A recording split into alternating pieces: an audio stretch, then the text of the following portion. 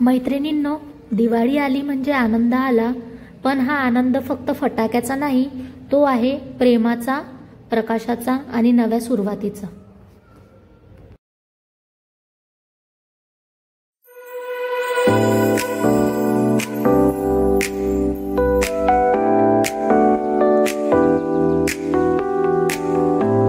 Hello, कसे आहात? अपेक्षा करते खूप छान आणि मजेत असाल। आज लक्ष्मीपूजन व नरक चतुर्थी दोघांचे व्हिडिओ तुम्हाला एकत्र येत आहे। लक्ष्मीपूजन व नरक चतुर्थीच्या सगळ्यांना खूप खूप शुभेच्छा। नरक चतुर्थी असल्यामुळे सगळ्यांनी उटण लावून आंघोळ केली असेल, आम्ही सुद्धा केली। आज स्वयंपाकात टोफूची भाजी बनवते। सगळं आवरलं होतं, पूजा वगैरे सकाळीच, कामं पण आटोपली, आता फक्त स्वयंपाक बाकी आहे, तर तेच करते।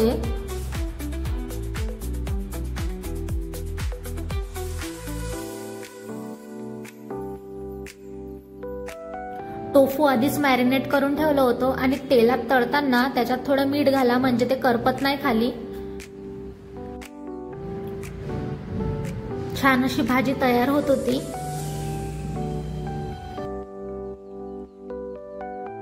भाजी तयार झाल्यानंतर मी यामध्ये पनीरचा स्लाइस किसून घातलेला आहे आणि तुम्ही बघू शकता मस्त अशी भाजी तयार झाली।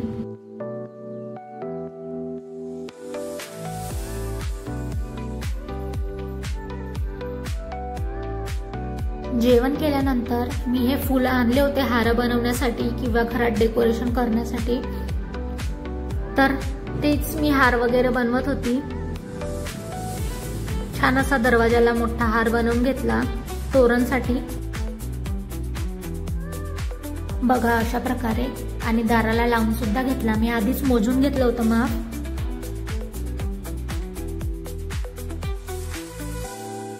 नंतर रांगोळीतले रंग सुद्धा भरून घेतलेत।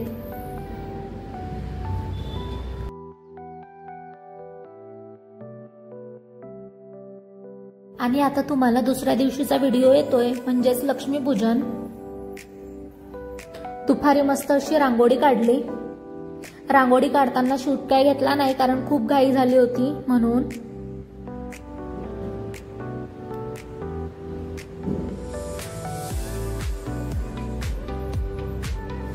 नंतर स्वयंपाक करण्याच्या आधी मी गोड बनवलं, म्हणजे शिरा बनवला।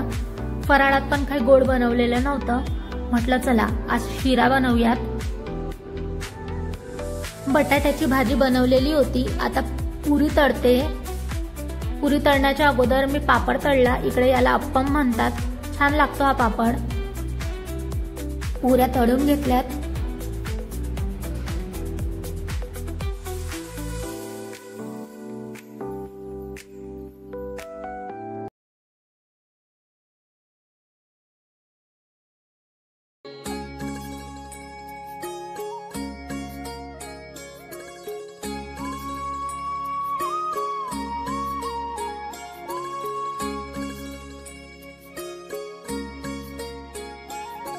पूजा झाल्यानंतर दिवे सुद्धा लावून घेतले, मी टी कॅन्डल लावल्यात आणि बाहेर फुलांची रांगोळी काढलेली होती तुळशी समोर।